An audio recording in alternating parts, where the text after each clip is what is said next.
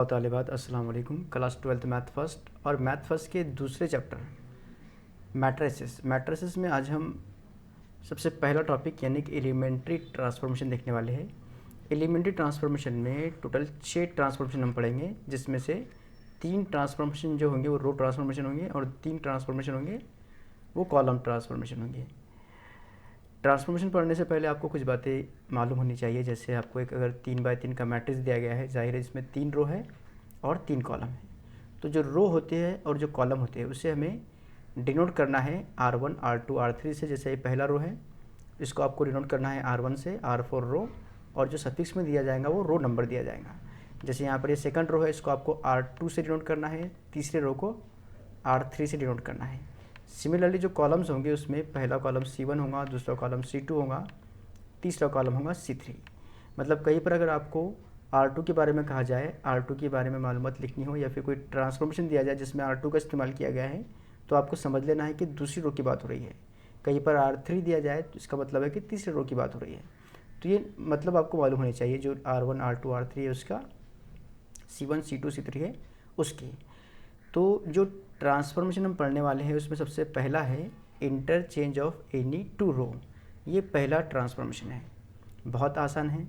इसे हम मिसाल के ज़रिए समझते हैं। जैसे आपको एक मैट्रिक्स दिया गया है 3x3 का, इसमें टोटल 9 एलिमेंट है और एक ट्रांसफॉर्मेशन आपको दिया गया है R1 इंटरचेंज बाय R2। तो पहले आपको मालूम होना चाहिए R1 और R2 क्या है। जाहिर है कि ये पहला रो R1 है और R2 यानी दूसरा रो है, और दोनों को इंटरचेंज करना है, मतलब दोनों की जगह आपस में तब्दील कर देना है। पहला रो दूसरी रो की जगह पर आ जाएगा, दूसरा रो पहली रो की जगह चला जाएगा। देखिए यहाँ पर 2 3 7 ये शिफ्ट होकर आ जाएगा सेकंड रो में, और जो 4 5 9 है, 4 5 9 ये तीनों भी एलिमेंट आ जाएंगे दूसरी रो से पहली रो पर। मतलब देखिए इस तरह से ये इंटरचेंज हो जाएगा। तो ये ट्रांसफॉर्मेशन इस तरह से काम करता है। एक और मिसाल देखिए, जैसे R1 interchange bye R3। R1 मतलब पहला रो, R3 यानी तीसरा रो, और दोनों को इंटरचेंज करना है। मतलब जो R1 में एलिमेंट है फिलहाल 2 3 और 7 ये आ जाएंगे तीसरी रो के अंदर, और जो तीसरी रो के एलिमेंट है 6 1 8 ये शिफ्ट हो जाएंगे पहली रो में, बिल्कुल इस तरह से। और ये ट्रांसफॉर्मेशन हमने यहाँ पर अप्लाई कर लिया। नेक्स्ट एग्जांपल देखें। नेक्स्ट जो ट्रांसफॉर्मेशन है वो है interchange of any two columns.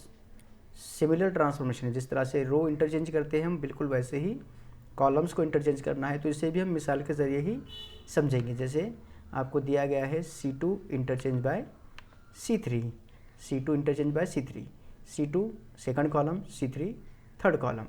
तो सेकंड कॉलम के एलिमेंट 3 5 1 ये शिफ्ट हो जाएंगे तीसरे कॉलम में, और तीसरे कॉलम के एलिमेंट 7 9 8 ये शिफ्ट हो जाएंगे फर्स्ट कॉलम में। दोनों एक दूसरे के, दोनों भी अपनी अपनी जगह तब्दील कर देंगे।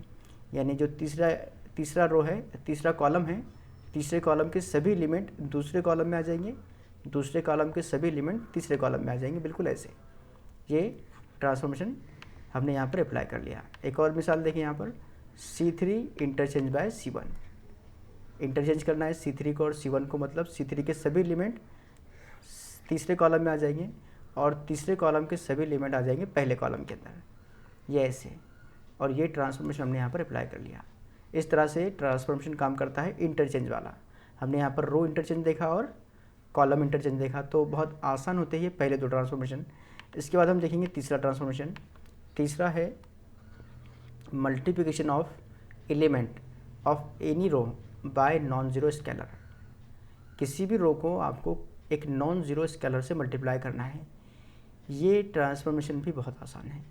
इसमें सिर्फ सिंगल रो या सिंगल कॉलम का यूज़ होता है। जैसे मिसाल के तौर पर ये मैट्रिक्स आपको दिया गया है और एक ट्रांसफॉर्मेशन है R2 रिप्लेस बाय 2R2, या फिर सिंगल, इस तरह से भी ये पूछा जाएगा।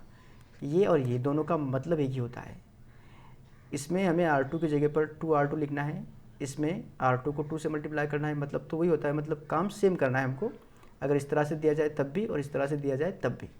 तो अच्छा करना क्या होता है इसमें, जैसे हमको यहाँ पर R2 दिया गया है तो R2 है ये सेकंड रो, ये सेकंड रो है R2, उसे मल्टीप्लाई करना है 2 से। तो इस R2 को हम 2 से मल्टीप्लाई करेंगे। रो को मल्टीप्लाई करना है, मतलब रो के हर एक एलिमेंट को मल्टीप्लाई करना है जो भी स्केलर दिया जाएगा। जैसे यहाँ पर जो स्केलर दिया गया है वो है 2, नॉन ज़ीरो स्केलर है, तो मुझे R2 के यानी दूसरे रो के हर एक एलिमेंट को 2 से मल्टीप्लाई करना है। इस 4 को भी 2 से मल्टीप्लाई करेंगे, 5 को भी 2 से मल्टीप्लाई करेंगे और 9 को भी 2 से मल्टीप्लाई करेंगे। और फिर सॉल्व कर लेना है इसको। तो यहाँ पर हमको मिलेगा 2 4 ज़ा 8, 2 5 ज़ा 10 और 2 9 ज़ा 18। और ये ट्रांसफॉर्मेशन हमने यहाँ पर अप्लाई किया। इस तरह से ये ट्रांसफॉर्मेशन काम करता है। एक और मिसाल देख लेते हैं, जैसे R1 रिप्लेस बाय 7R1। इसका मतलब क्या हुआ, आप समझ गए होंगे कि पहले रो को हमें 7 से मल्टीप्लाई करना है। तो ये है पहला रो, इसे हमें 7 से मल्टीप्लाई करना है, मतलब हर एक एलिमेंट को 7 से मल्टीप्लाई कर देना है। तो ये होगा 7 × 2, ये होगा 7 × 3, 7 × 7। जब ये ट्रांसफॉर्मेशन अप्लाई करना हो तो इस तरह से काम करना है। तो कितना होगा, 7 × 2 14 होगा, 7 × 3 21 और 7 × 7 49। ये ट्रांसफॉर्मेशन करने के बाद का मैट्रिक्स हमको इस तरह से मिलेगा। सिमिलर ट्रांसफॉर्मेशन होता है कॉलम के लिए, multiplication of the element of any column by non zero scalar. बिल्कुल वैसे ही होता है, जैसे एक दिया गया हमें C1 replace by 7 C1। C1 यानी पहला कॉलम और उसे 7 से मल्टीप्लाई करना है, मतलब इस C1 को 7 से मल्टीप्लाई करना है, यानी पहले कॉलम के जितने भी एलिमेंट है सबको 7 से मल्टीप्लाई कर देना है। तो यहाँ पर 7 × 2 होगा, 7 × 4 7 × 6। और फिर सॉल्व कर ले इसको, 7 × 2 होगा 14, 7 × 4 28, 7 × 6 42। ठीक है। एक और मिसाल देखिए यहाँ पर, C3 रिप्लेस बाय -5 C3। ये अप्लाई करना है। C3 ये तीसरा कॉलम है और हर एक एलिमेंट को हमें यहाँ पर -5 से मल्टीप्लाई करना है, मतलब इसे हमें -5 से मल्टीप्लाई करना है। तो क्या होगा, देखिए यहाँ पर 7 को मल्टीप्लाई करेंगे -5 से, तो ये होगा -5 × 7। इसको मल्टीप्लाई करेंगे -5 × 9 और इसको मल्टीप्लाई करेंगे -5 × 8। और फिर सॉल्व कर लेना है। 5 × 7 35, -35 होंगे यहाँ पर, 5 × 9 माइनस के साथ में 45, 5 × 8 माइनस के साथ 40। ये ट्रांसफॉर्मेशन हमने यहाँ पर अप्लाई किया। तो ऐसे काम करता है ये मल्टीप्लिकेशन वाला ट्रांसफॉर्मेशन। अब जो अगला ट्रांसफॉर्मेशन है, यानी कि ये है तकरीबन 5वां ट्रांसफॉर्मेशन, ये थोड़ा सा डिफरेंट है। देखिए क्या करना है हमें इसमें, adding the scalar multiple of all element of any row to the corresponding element of other row. की मिसाल के ज़रिए बहुत आसानी से ये आपके समझ में आ जाएगा। जैसे एक आसान मिसाल लेता हूँ मैं यहाँ पर, R2 replace by R2 + R1 आपको ऐसे दिया जाएगा, या फिर R2 + R1 ऐसे दिया जाएगा। अगर ऐसे दिया हुआ तो ठीक है, हमें यहाँ पर R2 की जगह पर R2 + R1 लिखना है। अगर इस टाइप से दिया जाए तो यहाँ पर हमको जो शुरुआत में दिया गया है R2 R3 R1 जो भी दिया जाएगा शुरुआत में, उस रो पर या फिर उस कॉलम पर हमें काम करना होगा। जैसे यहाँ पर हमको R2 शुरुआत में दिया गया है, तो जो भी हम काम करेंगे, जो भी हम कैलकुलेशन करेंगे, वो हमें दूसरे रो के अंदर यानी कि R2 में करना होगा। और सपोज़ हमें एक मैट्रिक्स दिया जाएगा इस तरह से, और मैट्रिक्स पर हमें ये या फिर ये ट्रांसफॉर्मेशन, दोनों एक ही हैं, लिखे हुए अलग अलग तरीके से, लेकिन मतलब दोनों का एक ही होता है। तो ये दोनों भी ट्रांसफॉर्मेशन या फिर एक ट्रांसफॉर्मेशन हमें इस मैट्रिक्स पर अप्लाई करना है। तो कैसे अप्लाई करेंगे, देखिए यहाँ पर सबसे पहले कि R2 कौन सा है, R2 है सेकंड रो 4 5 9, और उस पर हमें अप्लाई करना है ये ट्रांसफॉर्मेशन, ये वाला। तो चलिए इसको हम देखते हैं क्या करना है। पहले R2 देखिए यहाँ पर 4 5 9 था, उसमें हमने ऐड कर लिया प्लस प्लस प्लस सबके आगे लिख लिया, और फिर उसके बाद हमें ऐड करना है R1 यानी करस्पॉन्डिंग एलिमेंट R1 का हमें ऐड करना है। जैसे यहाँ पर अगर हम देखें तो R1 यहाँ पर 2 है, इसमें R1 4 है, R2 4 है, R3 6 है, इसके अंदर R1 3 है, R2 5 है, R3 1 है, इस लास्ट कॉलम में R1 7 है, R2 9 है और R3 8 है। तो R2 में R1 ऐड करना है। यहाँ पर R1 कितना है, 2 है, तो यहाँ पर ऐड होगा। इसमें R1 3 है, इधर ऐड करना है। इसमें R1 7 है, यहाँ पर ऐड करना है। तो ये करस्पॉन्डिंग रो जो है इसमें ऐड करना है हमको, बिल्कुल ऐसे ये ऐड हो गई दूसरी रो के अंदर। ठीक है, अब क्या, अब कैलकुलेट करना है। तो 4 + 2 होगा 6, 5 + 3 8, और यहाँ पर हमको मिलेगा 16। इस तरह से ट्रांसफॉर्मेशन काम करता है। एक और मिसाल देखते हैं।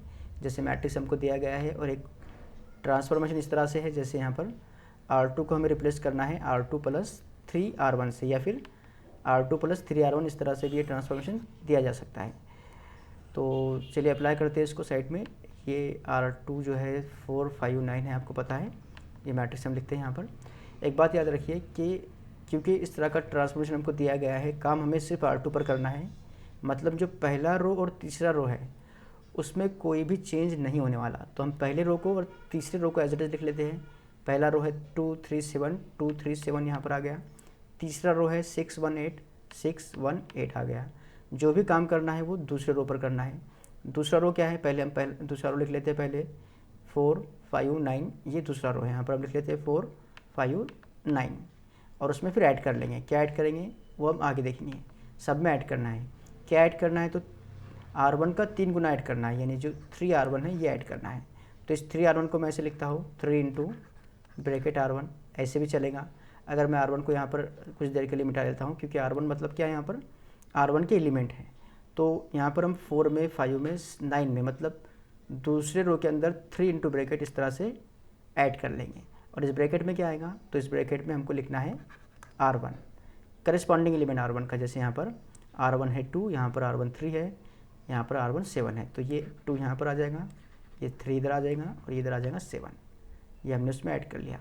और अब सिर्फ कैलकुलेट करना है। जैसे यहाँ पर 3 इंटू 2 होगा 6, 6 प्लस 4 ये होगा 10, 3 इंटू 3 9, 9 प्लस 5 14, 3 इंटू 7 21, 21 प्लस 9 ये होगा 13। ये ट्रांसफॉर्मेशन हमको यहाँ पर मिल गया। ये जो ट्रांसफॉर्मेशन हमें दिया गया था वो हमने यहाँ पर अप्लाई कर लिया। इसके बाद सिमिलर ट्रांसफॉर्मेशन हम कॉलम के लिए भी इस्तेमाल करेंगे। जैसे यहाँ पर हमको दिया गया है एक मैट्रिक्स, और मैट्रिक्स के साथ में ये ट्रांसफॉर्मेशन दिया गया है, बिल्कुल वैसे ही काम करता है जैसे हमने रो के लिए इस्तेमाल किया था। हमें C1 को रिप्लेस करना है C1 प्लस 3C3 से, ये इस तरह से, ठीक है। तो यहाँ पर आप देख लें C1 में हमको काम करना है। इसका मतलब क्या है कि C2 और जो C3 है काम C1 में करना है। मतलब ये दो रो जो है, दो कॉलम जो है वो एज इट इज़ रहेंगे, 3 5 1 और ये 7 9 8 एज इट इज़ रहेंगे। और हमें क्या करना है, पहले कॉलम में हमें तीसरे कॉलम का 3 गुना ऐड करना है। तो पहला कॉलम पहले लिख लेते हैं हम। पहला कॉलम है 2 4 6, उसमें ऐड करना है। क्या ऐड करना है, तो हमें 3 गुना ऐड करना है C3 का। तो 3 इंटू ब्रैकेट लिख लेंगे यहाँ पर, और 3 इंटू ब्रैकेट में यहाँ पर हमको C1 लिखना है, सॉरी C3 लिखना है। यहाँ पर C3 लिखना है और यहाँ पर भी C3 लिखना है। तो C3 क्या आप देख लें, यहाँ पर C3 है 7 9 8। तो 7 9 8 को हम यहाँ पर 3 से मल्टीप्लाई कर लेंगे। ये यहाँ पर आ गया 7 9 8, जो कि तीसरा कॉलम है। अब इसको सिर्फ कैलकुलेट करना है। तो 2 प्लस 3 इंटू 7, 3 इंटू 7 होता है 21, 21 प्लस 2 ये होगा 23, 9 इंटू 3 ये होगा 27, 27 प्लस 4 31, 3 इंटू 8 24, 24 प्लस 6 30। तो ये इस तरह से काम करता है ट्रांसफॉर्मेशन। एक्सरसाइज 2.1, एक्सरसाइज 2.1 में इन्हीं ट्रांसफॉर्मेशंस का इस्तेमाल होना है। अगर आपको ये ट्रांसफॉर्मेशन समझ में आ गए होंगे तो एक्सरसाइज 2.1 आपको बहुत ही आसान जाने वाली है, क्योंकि पूरे के पूरे एक्सरसाइज सिर्फ ट्रांसफॉर्मेशन पर ही बेस्ड है। और कुछ टाइप वगैरह की ज़रूरत पड़ने वाली है आपको मैट्रिसेस के। जैसे आपको मालूम होना चाहिए कि आइडेंटिटी मैट्रिक्स किसको कहते हैं, या फिर upper triangular matrix, lower triangular matrix क्या होता है, ये आपको मालूम होना चाहिए इस एक्सरसाइज को सॉल्व करने के लिए। तो हमारा जो नेक्स्ट वीडियो होगा इंशाल्लाह उसमें हम एक्सरसाइज 2.1 के सभी प्रॉब्लम्स यानी तकरीबन 8 या 9 एग्जाम्पल्स उसमें दिए गए हैं वो सॉल्व करेंगे।